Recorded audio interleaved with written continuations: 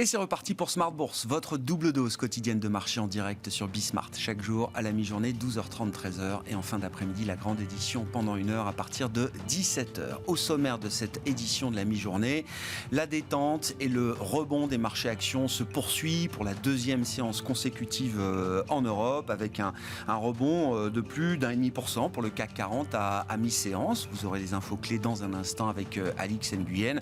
Rebond des marchés actions qui se fait sur fond de rallye obligataire. Depuis 2 jours maintenant, on assiste à une détente des rendements obligataires sur la partie longue aux États-Unis, en Europe également. Le 10 ans allemand est repassé sous les 1%, et puis le 10 ans américain qui a quasiment touché 3,20% vendredi dernier est repassé désormais sous la barre des 20%. On décryptera ces mouvements violents sur l'ensemble des marchés, mais sur les marchés de taux notamment, avec Nicolas Leprince qui sera avec nous en plateau, gérant multi-asset et overlay chez Edmond Rothschild Asset Management.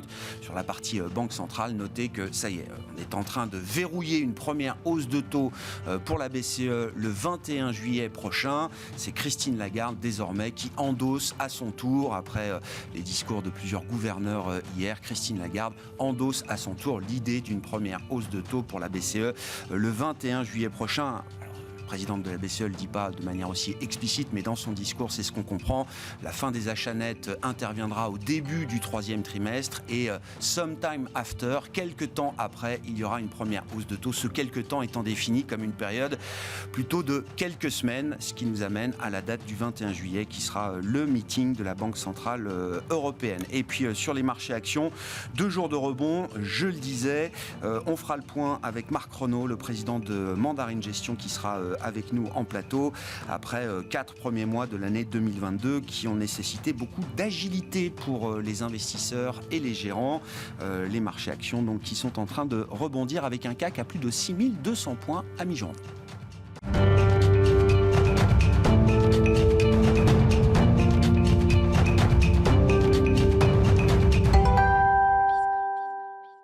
Rebond, la suite, 2e séance consécutive de soulagement sur les marchés. Les infos clés du jour avec Alix Nguyen.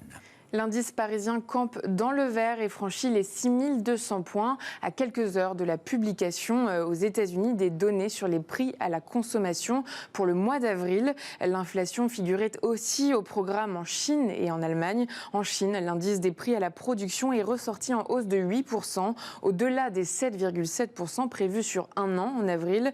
Celui des prix à la consommation a augmenté de 2,1% sur un an, contre une hausse d'1,9% anticipée. Les actions chinoises sont pour autant dans le vert ce mercredi, soutenues par des données indiquant la baisse du nombre d'infections quotidiennes au virus à Pékin comme à Shanghai, et le confinement pourrait être très bientôt levé. S'agissant de l'Allemagne, au mois d'avril, la hausse des prix s'y est de nouveau accélérée et atteint, d'après l'Office fédéral de la statistique, son plus haut niveau depuis la réunification du pays. Sur un an, le mois dernier, l'indice des prix à la consommation a augmenté de 7,4% et de 0,8% par rapport à mars. Focus sur quelques valeurs à suivre aujourd'hui. Alstom a relevé son objectif de synergie lié au rachat de Bombardier Transport après une perte nette ajustée au terme de son exercice 2021-2022 due à une dépréciation de sa participation dans la société russe Transmash Holding. L'équipementier ferroviaire entend générer 400 millions d'euros de synergie. Pour l'heure, au second semestre, le groupe a retrouvé une situation de cash positif. En bourse, son titre chute après avoir bondi de plus de 8% dans les premiers échanges. Selon le Financial Times, le fonds activiste Bluebell Capital Partners a appelé Saint-Gobain à remodeler son activité et à remplacer son président afin de contrer ce qu'il appelle une performance décevante. Et puis Eiffage a confirmé ses perspectives après une hausse de 10% de son activité au premier trimestre. En février, Eiffage visait, pour rappel, pour 2022, une légère progression de son activité de construction et de BTP et une croissance plus soutenue dans les concessions. Tendance, mon ami, 2 fois par jour, les infos clés de marché avec Alix Nguyen à 12h30 et 17h dans Smart Bourse sur Bismart.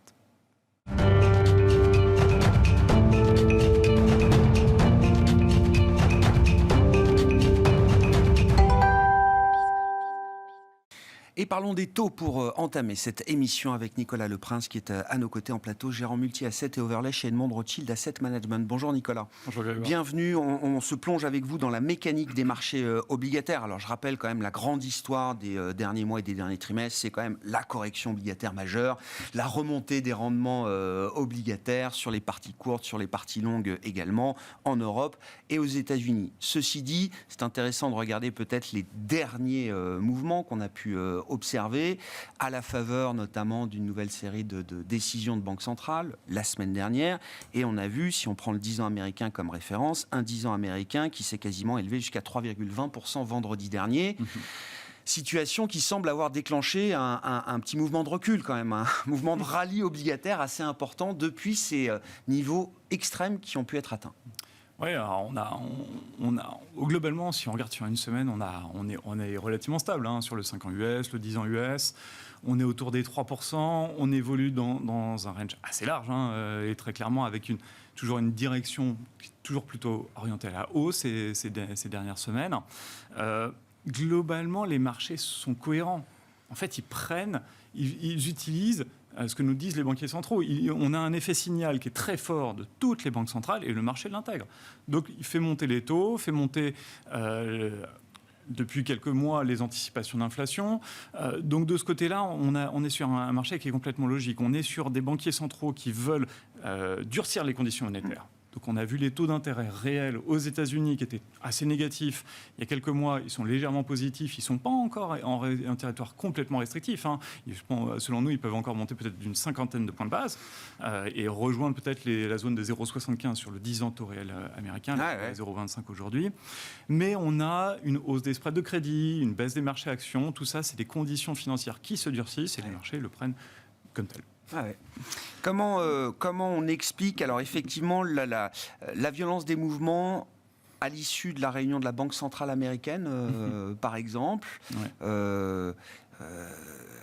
et qu'est-ce qu'on peut dire de l'équilibre entre l'offre et la demande? Si on revient aux basiques de marché, c'est un très gros marché évidemment, soumis à la logique de l'offre et de la demande dans le contexte de normalisation qu'on connaît. Qu'est-ce qu'on peut dire de cette situation, Nicolas? Je pense que les journées de jeudi et vendredi étaient la continuation de l'état d'esprit des gérants au sortir de la Fed. Oui, on a écarté les 75 BP, mais on est toujours sur un volontarisme très fort de la Fed sur l'inflation. Dans ces cas-là, même si on a écarté le 75 BP, on sait qu'il y en a d'autres à venir, donc on garde le même mood. Ce qui a peut-être un petit peu changé très récemment, c'est très localement, c'est la prise en compte du ralentissement de la Chine et du durcissement de la politique zéro. C'est pas du durcissement, mais le maintien de la politique zéro Covid en Chine, qui a un impact quand même sur les métaux industriels. On voit que les stocks de pétrole stratégiques aux États-Unis, ça a permis de stabiliser les prix du pétrole. Tout ça, ça vient au-delà de la Fed calmer un petit peu les anticipations d'inflation qui ont assez fortement baissé.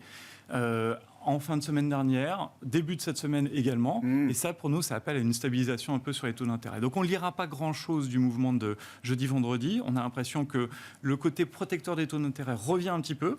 Donc, quand on a des baisses de marché actions, les taux peuvent se stabiliser aujourd'hui. Ce qui est très notable sur une période un petit peu plus longue, si on prend le mois d'avril, par exemple, quand on regarde l'offre et les demandes de papier, les taux américains à 3%, ça paraît extrêmement attractif pour beaucoup de personnes. Mais en fait, ça ne l'est pas du tout. Ça l'est pas du tout. Si on prend les principaux acteurs internationaux du type les Européens ou les Japonais, ce n'est pas du tout attractif. Si on compare la situation avril 2021, où on avait eu une accélération des taux jusqu'à mars et ensuite on s'était arrêté, en avril 2021, c'était extrêmement attractif pour un investisseur japonais d'acheter des treasuries américains et de les couvrir en change et dans son portefeuille. Aujourd'hui, vous prenez un 10 ans américain pour un japonais, couvert en change avec un forward à 12 mois, ça vaut à peine plus que le taux 10 ans japonais. Ça vaut une vingtaine de BP de plus. Donc, la couverture enlève en fait tout le rendement que l'investisseur japonais peut espérer de son achat de treasuries. Quand on analyse sur les mouvements de taux sur le mois d'avril, vous avez plus de 80% de la hausse des taux qui se sont faits en session japonaise. Donc c'est pas forcément les Américains, c'est pas forcément les Européens. Oui, on a repricé la hausse, les 50 BP. Oui, il y avait le discours des banques centrales, mais il y avait aussi des acheteurs en moins sur le marché. Il y avait même des vendeurs. Et des vendeurs nets. Des vendeurs. Quand on regarde les flux en moyenne sur les 3 derniers mois, sur les flux des ventes des Japonais, on est sur le pic de vente des 10 dernières années des Japonais sur les treasuries US. Donc tout ça, ça participe. Il n'y a rien qui nous indique que ça va s'arrêter. Donc voilà, c'est pour ça qu'on va garder un caractère un peu prudent sur les taux d'intérêt globaux. C'est un marché qui est très globalisé. On voit que c'est très globalisé. En 2021, on a vu que c'était globalisé. Ça a permis de refaire baisser les taux. Cette année, c'est beaucoup moins le cas. Mais oui, c'est quand même un point important sur qui va acheter les treasuries américains demain. Parce que déjà, les achats nets se sont arrêtés. Et puis, on va passer maintenant au non-réinvestissement. C'est-à-dire que d'une certaine manière, tous les réinvestissements que faisait la Réserve fédérale, alors ça va être capé à hauteur de 65 milliards pour les treasuries, etc. Mais quand même, la Fed va moins acheter, de moins en moins de treasuries, ne plus réinvestir en tout cas les treasuries qui arrivent à maturité. Bon. Qu'est-ce que ça peut créer comme situation, ça ? De ce côté-là, on est quand même sur des banques américaines qui devraient potentiellement garder un volume d'achat de treasuries américains. Le marché américain, c'est un marché très gros, un marché domestique qui est extrêmement gros. Des taux pour un Américain en dollars, c'est quand même attractif d'acheter des treasuries à 3%. Si ça l'est plus pour les Japonais, ça l'est pour les Américains en revanche. Bien entendu, ça l'est toujours. On a de l'autre côté de l'équation, du côté de l'offre, un peu moins d'offres de papier. C'est-à-dire quand on regarde les tax receipts, c'est-à-dire que les rentrées fiscales, les recettes fiscales, du Trésor américain, elles sont supérieures aux attentes. Le Trésor américain a tendance à réduire ses émissions de titres obligataires. Donc oui, il y a moins de Fed, mais il y a aussi moins d'offres. Et typiquement, ce que nous a annoncé le même jour que la Fed, le Trésor américain, c'est qu'ils allaient émettre moins de papier, et moins de papier sur les parties courtes, sur les parties 2 ans, 5 ans. Donc ça a participé aussi à la repentification un petit peu de la courbe des taux aux États-Unis. Et même d'ailleurs, grâce à ces recettes fiscales, alors l'inflation joue pour beaucoup dans l'effet recettes fiscales. C'est peut-être d'ailleurs pas soutenable à ce niveau-là, mais la dette américaine va se contracter au deuxième trimestre de cette année, Nicolas. C'est ce que j'ai eu. Exactement. L'État américain va se désendetter au moins sur un trimestre. Exactement. En fait, quand on regarde, tout ça sont des chiffres en dette nominale. Donc, ajusté de l'inflation qui est extrêmement élevée, on a une croissance nominale qui est extrêmement forte. Donc, en ratio de dette sur PIB, on est plutôt sur quelque chose qui va se stabiliser, et même en zone euro. Et oui, ça c'est l'effet de l'inflation, effectivement, il ne faut pas l'oublier. Sur le discours des banques centrales, qu'est-ce qui est à retenir selon vous, Nicolas ? Alors évidemment, on en a beaucoup parlé depuis une semaine, le message de la Banque d'Angleterre, qui a été quand même un pavé dans la mare, on va dire. La Banque d'Angleterre étant la première banque centrale du G7 qui a vu qu'il fallait remonter ses taux dès décembre 2021, à un moment où on pensait que c'était encore impossible que la BCE remonte un jour ses taux, etc. Non, mais pour dire que le monde a beaucoup changé depuis, mais qu'à cette époque-là, la Banque d'Angleterre était visionnaire. Aujourd'hui, la Banque d'Angleterre nous dit, voilà, maintenant la récession arrive. Exactement. Donc là, on a une vraie divergence entre la Fed aux États-Unis, la BCE, qui sont très focalisés encore sur l'inflation. L'inflation en zone euro, on sait que ça va se poursuivre. Aux États-Unis, on verra cet après-midi, mais certainement qu'au moins temporairement, on a atteint un pic. Et de l'autre côté, la Banque d'Angleterre, qui nous dit que s'ils poursuivent le chemin de hausse de taux court, on va partir en récession 2023. On ne parle pas de récession très importante, on parle d'une récession modérée en 2023 avec une croissance du PIB réel négative de 0,25%. Mais on sent qu'on est plutôt sur un atterrissement des effets de croissance. On sent que toutes les grandes maisons sont en train de réviser en Angleterre, mais aussi en zone euro particulièrement, pas encore aux US. Quand on prend les probabilités de récession, aux États-Unis, selon la Fed de New York, on est encore à 3% à 12 mois sur les probabilités de récession par la Fed de New York. Donc on est encore très faible. C'est certainement plutôt devant nous encore sur ce pricing de récession ou de ralentissement. Le focus sur l'inflation est assez important parce que c'est quand même un mouvement qui pour nous peut stabiliser un petit peu les taux d'intérêt. Le chiffre va être important là aujourd'hui. Le chiffre va être important, je pense qu'il est déjà anticipé. On sait qu'il y a des effets de base, cette fois-ci, qui sont négatifs de 0,4% sur une année. Donc le précédent chiffre qui était à 8,5 est attendu par les marchés à 8,1, qui est 100% des effets de base. Quand on regarde sur l'inflation aux États-Unis, les prix du gasoline, qui sont les plus importants dans la partie énergétique, sont à peu près stables ou légèrement en baisse par rapport au mois de mars. Donc on sait que ça va pas contribuer très positivement. On sait que dans les 6 prochains mois, on a encore toute la partie service, toute la partie immobilière qui va continuer à contribuer positivement. Ce qui est important, c'est aussi ce qu'anticipent les marchés. l'inflation réalisée, c'est une chose, mais les anticipations d'inflation sont beaucoup plus importantes. Quand on regarde, nous, on suit beaucoup les marchés d'inflation aux États-Unis, notamment les anticipations. On suit beaucoup, par exemple, d'ETF obligataires qui sont indexés sur les indexés inflation. Un panel de 100 milliards. Oui, représentatif. Sur un mois. Sur un mois, on a eu plus de 4 milliards de sorties de ces ETF sur l'inflation. On a eu une rebaisse des anticipations d'inflation. L'anticipation d'inflation à 10 ans aux États-Unis est allée voir 3,10 il y a quelques semaines. Aujourd'hui, on est de retour à 2,65. Donc on sent bien que c'est un marché qui prend en compte l'effet signal de la Fed, qui donne du crédit à la Fed, qui pense que la Fed va réussir son job de faire réduire l'inflation. On verra dans les prochains mois si c'est le cas avec l'inflation sur les salaires, l'inflation de l'immobilier ou l'inflation sur la nourriture. Mais le marché donne du crédit à la Fed. Oui, mais tous ces éléments contribuent à stopper le désancrage des anticipations d'inflation qu'on a pu craindre et que craignent les banquiers centraux aujourd'hui. Ouais. Merci beaucoup. 14h30, le chiffre d'inflation pour le mois d'avril aux États-Unis et on le commentera évidemment ce soir dans l'émission à 17h. Nicolas Leprince qui était avec nous en plateau, gérant multi-asset et overlay chez Edmond Rothschild Asset Management.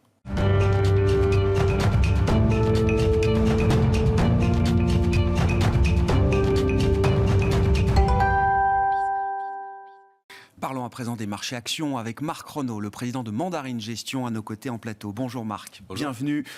Parlons des marchés actions, mais parlons également de la normalisation des banques centrales. Ça y est, on va sortir des taux négatifs mis en place en 2014 en zone euro. C'est annoncé, confirmé. Le démarrage va commencer le 21 juillet prochain. Le monde se remet à l'endroit, Marc. Oui, alors par rapport aux taux zéro, qui sont quand même un truc très bizarre, ils se remettent à l'endroit. Mais par ailleurs, le mouvement de baisse des taux, il avait commencé même avant 2014. En fait, on sort de 12-13 années de baisse des taux. Donc c'est un vrai changement objectif pour les actions. C'est pas les mêmes recettes qui marchent, c'est pas les mêmes secteurs qui sont favorisés. Donc oui, il y a... j'ai envie, moi, d'appeler ça normalisation, parce que c'est un contexte qui m'est beaucoup plus favorable. Mais en tout cas, on a clairement une inversion de cycle. Et les mouvements de taux, c'est comme les mouvements actions, ça ne dure pas 15 jours. Là, on est semble-t-il, parti sur une tendance. Donc oui, c'est un vrai changement. Bon. On l'avait anticipé un petit peu à partir de novembre 2020, mais là, ça y est, on y est, quoi. Ouais, voilà, c'est ça. Il y a eu, après plusieurs faux départs, cette fois, on est quand même dans quelque chose qui ressemble à une tendance lourde, on peut le dire, Marc. Ça y ressemble. Ouais. Qu'est-ce que ça implique pour la gestion action avec le style value qui reste le style auquel vous êtes attaché, Marc?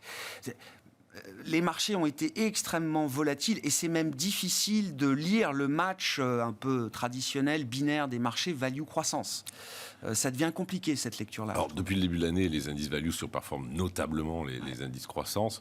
Mais on ne peut pas du tout parler de belles tendances installées, effectivement. Alors ceci dit, rappelons-nous qu'en début d'année, on avait bien pigé qu'on avait passé le pic de croissance, mais on était encore dans un scénario de croissance macro et des profits. Il n'y avait pas encore d'Ukraine. L'inflation, on se disait que oui, finalement, c'est peut-être pas si temporaire que ça, mais on n'avait pas eu du tout les chiffres qu'on a eus. Donc on a eu janvier-février, c'était la fête sur les bancaires, sur les cycliques. Et puis, c'est objectif, on a quand même, si on rajoute le Covid en Chine, on a quand même eu une conjoncture qui s'alourdit un petit peu. Donc on a des marchés qui sont hésitants, qui ont peur, c'est vrai qu'à la fin, là, on est à moins 10 sur des indices européens, mais en réalité, c'est passé avec une agitation sectorielle incroyable. Cette année, ça secouait plus que c'était une tendance. Ouais. Et dans l'univers value, qu'est-ce qui fonctionne encore aujourd'hui ? Effectivement, l'invasion de l'Ukraine par la Russie de Vladimir Poutine a marqué un coup d'arrêt quand même sur certaines tendances sectorielles. Je pense par exemple au secteur des financières ou au secteur bancaire, qui était un emblème justement du rattrapage de la value. Est-ce qu'il y a de la value moins cyclique, plus défensive ? Oui. Qu'est-ce qui fonctionne là dans cet univers aujourd'hui, Marc ? Alors d'abord, ce qui fonctionne pour un gérant value, c'est qu'il n'a pas les techs et autres boîtes de luxe qui se font défoncer sur des valorisations qu'on n'arrive même plus à comprendre, nous. Donc ça fait du bien, c'est en relatif, il suffit de ne pas les avoir et ça aide. Et après, effectivement, cette année, il fallait être mobile. Et vous savez, c'est une discussion qu'on a régulièrement, cette assimilation du value au cyclique. Le value, c'est plus compliqué que ça. Ouais. Donc il y a eu une belle tendance pour les cycliques en début d'année. Il fallait avoir cette souplesse de considérer que ça avait monté, que c'était bon, il fallait s'en aller. La caricature, c'est les boîtes de matières premières. Les anglo-américaines, BHP, ça a fait des parcours boursiers hallucinants. Donc il fallait avoir cette possibilité, ce courage de les vendre alors qu'elles étaient bien orientées. Et effectivement, c'est la bonne nouvelle. Dans ces cas-là, quand le marché se rue sur les cycliques, pour trouver de l'argent, il vend. des boîtes plus défensives qui se mettent soudain à ne plus être très prisées. Alors j'en ai une qui me plaît bien, que j'aime bien raconter, c'est City, ça fait des mouchoirs, des couches culottes et des toilettes. Ces gens-là, vous pensez bien que quand ils vont voir Carrefour en disant qu'il faut augmenter les prix de 40%, ils ne l'ont pas le trimestre d'après. Le marché est en court-termisme, il faut en l'air une boîte comme ça, qui a toujours montré sa capacité à passer les hausses de vente. Donc on a des boîtes comme ça défensives qui contre-performent. Il faut avoir la rigueur de vendre Glencore et d'acheter ça. Ouais. Et si vous faites ça, donc c'est une année de trading, j'ai envie de dire. Si vous faites ça, ça se passe bien pour un gérant value. Donc là, ce qui a bien marché jusqu'à présent, c'est la consommation de base, quoi. C'est ça, c'est ce qu'on peut dire. Ce qui a bien marché, c'est d'avoir fait des cycliques en début d'année, d'en être sorti à temps et d'aller chercher des trucs. Et ce qui marche bien, parce que en fait, ce qu'on n'aime pas là, c'est qu'on a objectivement un contexte macro qui est un peu compliqué. Oui. Donc, si vous achetez des boîtes qui sont dépendantes de la conjoncture macro, les boîtes de bien investissement, par exemple, elles viennent de s'effondrer. Mais est-ce que vous allez acheter des boîtes de bien investissement à la veille d'une récession ? C'est pas sûr, même si elles sont pas chères. Donc, ce qu'on aime bien en ce moment, c'est les situations spéciales, les trucs qui dépendent pas trop de la conjoncture. En tout cas, tout le monde dépend de la conjoncture, mais pas vraiment. Alors, la caricature d'un dossier mal aimé, Atos. Le problème d'Atos, c'est pas que la conjoncture soit bonne, même si ça les aide. Le problème d'Atos, c'est qu'ils sortent de leur business, c'est qu'il y ait une vente. Là, vous êtes sur des situations spéciales déjà massacrées, vous êtes moins sensible à l'environnement boursier. C'est le genre de choses sur lesquelles on peut éventuellement oser aller. Ouais. Sur la partie plus cyclique, est-ce que c'est déjà passé ? Est-ce que, là aussi, beaucoup de boîtes cycliques, alors je cite les financières parce que ça a été l'emblème quand même, qui ont été massacrés depuis le début du conflit. Est-ce que les prix vous redonnent envie de vous intéresser à ces secteurs ? L'automobile aussi, alors je sais que vous n'aimez pas fondamentalement peut-être l'automobile, mais là aussi, ça fait partie des secteurs value emblématiques, cycliques, du moment, qui se traitent sans doute avec des niveaux de récession, en tout cas cohérents avec des niveaux de récession. L'automobile, même pire que ça, parce que ça fait que sous-performer depuis 10 ans. Mais bon, il y a des petits bouleversements technologiques et marketing importants là-dedans. Alors, c'est des situations différentes. Je pense que les banques, notamment après les mesures réglementaires, renforcement des fonds propres fait depuis 10 ans, elles ont franchement la capacité, sur ces niveaux de valorisation-là, de retrouver... Là, elles ont été massacrées à cause de la hausse de la prime de risque sur l'Ukraine. Complètement. Oui. Mais le contexte de hausse des taux, de pontification de la courbe, leur est quand même agréable. Donc les banques... Moi, je viens d'y revenir un petit peu, là, parce que j'avais pris des profits en début d'année. Je pense qu'on peut faire. Même avec un peu moins de croissance. Macro, j'entends. Elles ont une hausse du coût du risque, mais il est déjà provisionné largement. Donc, franchement, ça me semble intéressant. Elle vous donne des gros rendements pour attendre. Les cycliques, c'est beaucoup plus compliqué. Et puis, je ferai une petite parenthèse sur l'automobile. Les cycliques, c'est plus compliqué. Tout le monde sait que Arcelor, il ne faut pas acheter quand le PE il est à 3. Le PE, quand il est à 3, c'est que les profits sont au top. Donc, après, il faut résister parce que ça donne envie. Mais les cycliques, si on va vers un scénario de récession, en tout cas, attendons d'y voir sur est-ce que c'est une récession ou non. Les cycliques, il ne faut pas être agressif malgré leur apparence contre-performance. Vous dites qu'il n'est jamais trop tard. C'est-à-dire ça peut partir, mais si c'est un vrai départ, on a toujours le temps de rattraper le train en marche. Alors, j'aime jamais dire ça, mais en tout cas, structurellement, si vous avez peur d'une récession, la valorisation n'est pas un critère suffisant pour s'intéresser à une cyclique. Voilà. L'automobile, c'est particulier. Après les moins 20 de volume l'année dernière, franchement, en début d'année, j'étais assez tenté. On a juste eu, notamment avec l'Ukraine, de nouveau des problèmes de rupture d'approvisionnement qui font qu'on va encore se faire un moins 20 cette année. Donc typiquement, pardon d'être cynique, mais si la guerre s'arrêtait en Ukraine, ça c'est le premier secteur qu'il faut racheter. Mais c'est pas cynique. C'est cynique. Non, on aurait d'autres raisons d'être content que ça s'arrête. Mais bien sûr. Ce secteur était prêt à repartir et il a été très contrarié par ça. D'accord. Voilà, donc c'est un marché où, je le répète, il faut plus être mobile que d'avoir un beau scénario en tête, parce que le beau scénario qu'on a en tête, c'est que quand même le contexte est un peu lourd. Oui, et puis que l'espoir d'un soft landing, oui, effectivement, c'est un espoir, mais ça ne fait pas une stratégie. La bonne nouvelle, c'est qu'on n'est plus au plus haut comme en début d'année, mais dire que c'est visible, c'est tranquille, non, on est dans les marchés compliqués. Moi, ce qui m'a marqué, Marc, alors j'ai regardé les PE, même si ce n'est pas forcément un indicateur le plus pertinent, mais vous avez du AB InBev, donc la bière, leader mondial de la bière. C'est plus cher que du Kering aujourd'hui, sur un PE forward 12 mois, sur les 12 prochains mois. Alors, les boîtes de distribution discount aux États-Unis ou de Staples, les Coca, les Pepsi, ça a toujours été cher. Mais c'est plus cher que des plateformes tech ou des plateformes sociales aujourd'hui aux États-Unis. C'est quand même l'idée d'un gros retour à la moyenne pour certaines valorisations. Hermès est toujours à 40, mais encore une fois, Kering est à 14 maintenant. Oui, vous avez raison si on regarde les PE, mais après, le PE, c'est un P et c'est un E, quoi. Oui, bien Donc, sûr. Il faut qu'on soit sûr que ces boîtes-là puissent continuer à faire 40% de ROE. Sinon, le PE apparent, il n'est pas bon. Hein. Ouais. Et il y a des surrentabilités par rapport à la bière, mais c'est normal, hein, la bière, ça fait moins rêver. Les rentabilités de la bière, c'est 15 de ROE, les rentabilités de Kering, c'est 30 ou 40. Donc le PE, il implique aussi que vous croyez que les surrentabilités de ces secteurs vont durer. Ouais. Pas sûr. Et à cet égard, ce qui se passe en Chine n'est pas neutre pour les sociétés du luxe, par exemple. Hein. Pour ce qui est des techs, alors, si on calcule, on peut même pas calculer les rentabilités de fonds propres, elles sont juste délirantes. Donc il n'est pas déraisonnable de penser que ça ne dure pas. Et à ce moment-là, vos PE, ils sont juste faux, quoi. Ah ouais. Mais ça veut dire que le retour à la moyenne sur ces parties-là, très valorisées, il peut se poursuivre. On n'est pas encore revenu à... Alors là, on retombe à votre première question. Un contexte de hausse des taux est éminemment défavorable aux boîtes c'est mathématique, et aux boîtes à valorisation élevée. Et c'est ça qu'on vit. Et de façon dramatique sur certaines boîtes du Nasdaq. Hein. C'est vraiment bluffant. Hein. Bien sûr. Mais voilà, c'est logique. Hein. Quand les taux montent, c'est pas bon pour les boîtes à fort PE. Si en plus vous rajoutez une récession et une baisse des profits, bah oui, ça peut continuer. Mais donc on est dans un marché compliqué, mais dans lequel, après 10 ans d'écartement des valorisations relatives, cette correction permet, si vous restez sur les boîtes pas trop exposées à ces risques-là, on peut, depuis le début de l'année, très bien s'en tirer. Dans des marchés compliqués. Effectivement, on ne le rappellera jamais assez. Merci beaucoup Marc. Marc Renaud qui est avec nous, le président de Mandarine Gestion, invité de Smart Bourse à la mi-journée. Voilà pour cette édition. Rebond en cours, deuxième séance de soulagement sur les marchés actions, notamment en Europe. Et on se retrouve à 17h pour une nouvelle heure d'émission complète sur Bismart.